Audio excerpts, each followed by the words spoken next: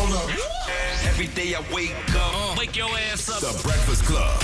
Y'all finished or y'all done? Morning, everybody. It's DJ NV, Jess Hilarious, Charlamagne the Guy. We are the Breakfast Club. Let's get in some front page news. In Thursday Night Football, the Raiders take on the Broncos at 8:15 on Prime Video. What's up, Mimi?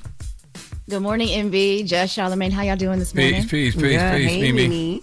Good morning. All right, well, we start this morning with some big travel news, and if you're flying anytime soon, this could affect you.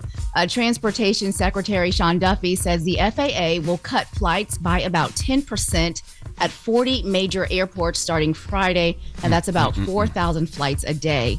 Officials say it's a safety move as the government shutdown drags into day 37, now the longest shutdown in U.S. history. Air traffic controllers, they haven't been paid in more than a month, and staffing shortages are only getting worse. Let's listen to Sean Duffy talk more about that. We're noticing that there's additional pressure that's building in the system. And again, our priority is to make sure that you're safe.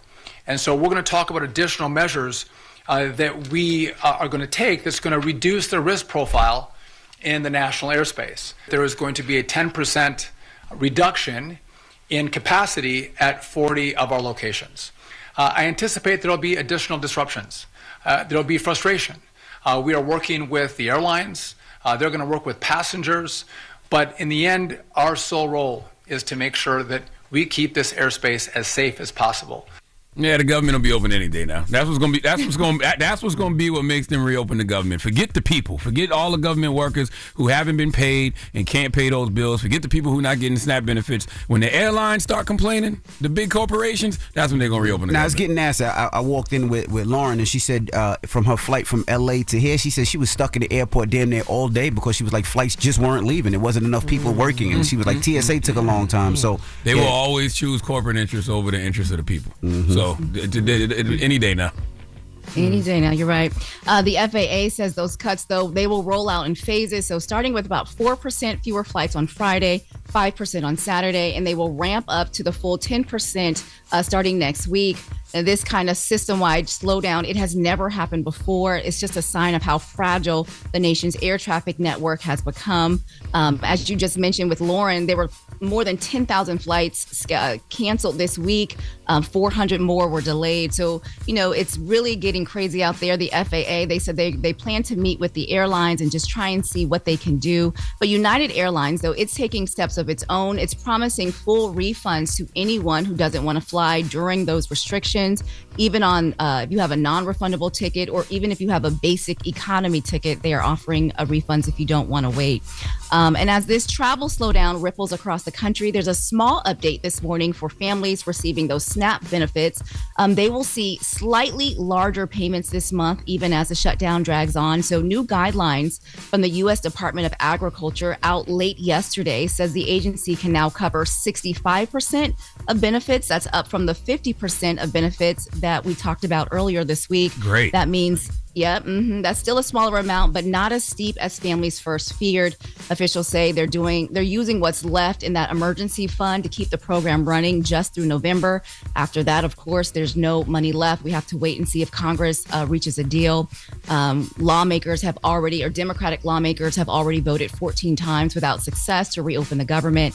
And at the center of this fight are those health care subsidies under the Affordable Care Act. So for millions of families without a paycheck, no end in sight yet. We will continue to wait and see what happens. At least they're getting some type of relief. Yeah. Now, I did see a bunch of governors saying that their state was state of emergency. I seen Mikey, she says she's going to do it when she gets in the office to freeze electric bills. So why are they doing this? To get more money from the government to help people out? Because I see a bunch of governors do that. Do you know? I think a bunch of governors are tapping into state funds to help do that. Gotcha. Because there's a bunch of governors who are also, there's another state which is escaping me right now, but they are paying full benefits for some of their SNAP recipients in their state. So a lot of governors are just trying to see what is it Maryland? Yes, it was. Yep, it was Westmore. They're tapping into their state reserves to kind of help people out. Yeah. Yep, exactly. All right. Well, thank you, Mimi. Of course. Coming up at 7, feeling overwhelmed by all the noise, all these headlines. You are not alone. There's a simple trend that's helping people unplug. We'll tell you all about it. All right. Everybody else, get it off your chest. 800-585-1051 if you need to vent. whatever, maybe whatever's on your mind. Maybe it's November 6th and your coworker got a Christmas tree in the background up already. I don't see no problem with that, Mimi. Mimi got a Christmas tree up already. No problem with that. Already ready. Listen, Mimi is ready. She couldn't wait until November ended at 11:59. My wife already got the lights up. They're not on yet, but she already got the lights up. My wife got the lights up and on. Because the reality is Halloween got decorations. Thanksgiving don't have no decorations. I know. So you might as well go ahead and set up for Christmas. Yeah. Now my lights are up, and my wife puts them on every night. She's like, we starting early. Yeah, how you gonna call out Mimi, yo? Your ish was done like 4 weeks ago. That's typical envy behavior. Oh my goodness. Get it off your chest. 800-585-1051 is the Breakfast Club. Good morning. Morning, everybody. It's DJ NV, Jess Hilarious, Charlamagne the Guy. We are the Breakfast Club. Let's get back in some front page news. Now, some quick sports. The Raiders take on the Broncos tonight at 8:15. That's on Prime Video. What's up, Mimi? Good morning, MV, Jess, Charlamagne. How y'all doing this Peace, morning? Mimi. Good. Good morning. All right, well, we start this hour with election results still coming in from across the country where voters made decisions on everything from guns to school to taxes to family rights. In Maine, voters approved a red flag gun law that will allow families to ask a court to temporarily take firearms away from relatives who pose a danger to themselves or others. That makes Maine the 22nd state with an extreme risk protection law. Now, that will replace a yellow flag law, which required police involvement and a mental health assessment before guns could be removed. Now, Maine voters, they also rejected a separate ballot measure that would have added voter ID requirements and tightened absentee voting rules. And in Texas, voters approved 2 constitutional amendments, one reaffirming that only U.S. citizens can vote, and another enshrining parental rights in the state's constitution. And in Colorado, voters signed off on a plan to raise taxes on the state's top earners, so those making over $300,000 a year, and that will help pay for free school meals for all students. Extra funds will also go towards boosting SNAP food assistance in that state for those folks in Colorado. Now, these state-level wins for Democrats and progressive policies have sparked a sharp reaction from President Trump, who took to Truth Social again, urging Republicans to terminate the filibuster and move quickly to reform voter laws. Let's listen. It's time for Republicans to do what they have to do, and that's terminate the filibuster. It's the only way you can do it.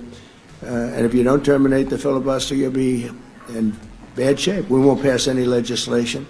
There'll be no legislation passed for 3.25. We have 3.25 years, so that's a long time. So we should start tonight with the country's open, congratulations. Then we should pass voter ID.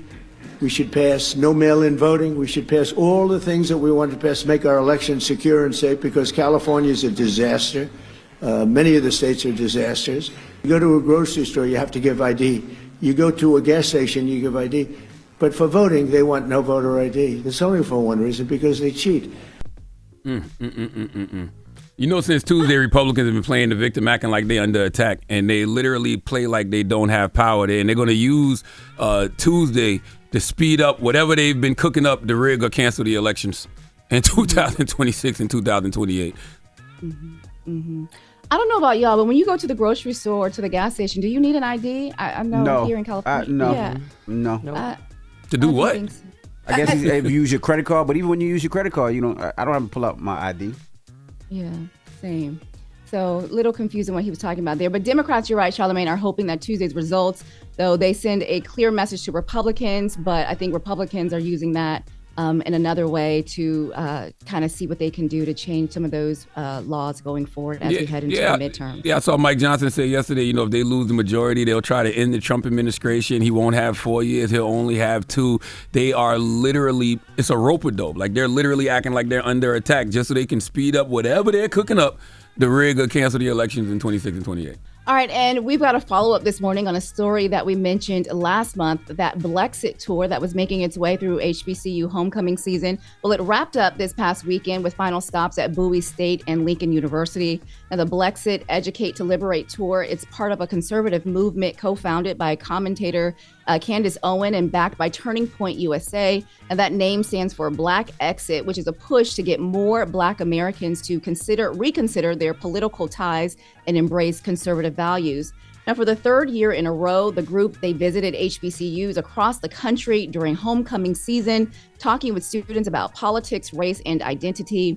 Now, organizers say the goal was to start conversations, not to recruit, but many students across several HBCUs were skeptical about the group's intentions. Let's listen to some of the students and their reaction as the group was there on campuses. I feel unsettled. You're coming to one of the biggest events at Howard, and I feel like a lot of people that are here are pretty liberal. So, and just how upsetting and like emotional it gets for people is very strategic. They're definitely just looking for they're looking for content, someone to rage bait or something like that. It was nothing that made me give them a side eye or anything. You just ask pretty general questions. Hopefully they just don't cause any ruckus. Nobody's trying to bicker. Well, several HBCUs said Blexit members didn't have permission to film or to host events. Some schools, like Hampton, had the group escorted off campus. Yeah, they were Others, escorted like off campus, I heard. I didn't see them. Yeah, they had them kicked off campus. But places like Bowie State, that's where they were this past weekend. They had to stay. They were allowed to stay because Bowie is a public university. So a lot of faculty, they were also questioning why the group was focusing on younger students. They were targeting freshmen, that they said, and they were saying that they were using statistics without full context, and they were focusing on crime and social issues. So as the tour has wrapped up, it's left behind more questions than answers, more about whether this kind of outreach belongs on HBCU campuses during homecoming. So we will continue to see what happens with that going forward. And between these nonstop headlines, the politics, the constant stream of breaking news, a lot of people are simply tapping out. Experts say social media fatigue is real. And after years of endless scrolling, more Americans, especially Gen Z, millennials, they say that they are burned out online. Pew data research shows that people are deleting apps, taking digital breaks, or cutting back on screen time just to breathe. Now, researchers, they call it digital downsizing. That's trading the doom scrolling for real life connection and better mental health. And it's not just everyday users feeling this. A lot of content creators say that they are feeling pressure. They're pulling back, posting less, and focusing on balance. And experts say, though, it's just not about quitting social media altogether. It's about knowing when to unplug, when to turn out the noise, and when to protect your peace. So what do y'all think? Are you feeling like social media burnout with all the headlines and the constant barrage of like the news just coming at you every day? I mean, social media been burnt out to me. I mean, I don't, if my fans pay attention, I don't make skits like I used to or anything like that. I mean, it's just, I don't do Just with the Messes often. I don't look for things. I don't know. I'll be like unplugged all the time. That's how I am. I mean, just because I noticed that a while ago. Yeah, so. It's heavy. Yeah, I mean, I've always felt like that. You got to monitor yourself though. Like, I haven't been on Twitter or X. I don't go on there. I don't tweet on there. I don't read the tweets. I ain't been on there since 2019. Just because you have to monitor yourself and know how that stuff is impacting you. Because sometimes you can sit down and have a conversation with a person and tell that all of their thoughts have come from social media. So when you are repeating every single take you see on social media and you don't have no thoughts of your own, that's when you know you've been on social media way too long. Yeah, absolutely. Like I tell everybody, you use social media as a tool, right? You use it to benefit you, not for them to benefit you. I'm on social media. I ain't gonna front. I look at things that I like to look at. Like I might look at cars on social media and I hashtag whatever car I'm looking at. I might look at Christmas lights and Christmas, like it doesn't matter. I like to laugh. Just send me something fun. And then the skits will be. I like to laugh too, but I don't get into all the comments and all the negativity. Nah, I'm good. My algorithm is Sarah Jake Roberts, people farting on each other, and that's it. Comic book stuff. That's literally my Instagram algorithm. Mine is cars and jokes, laughs. That's it. Mm-hmm. Basketball.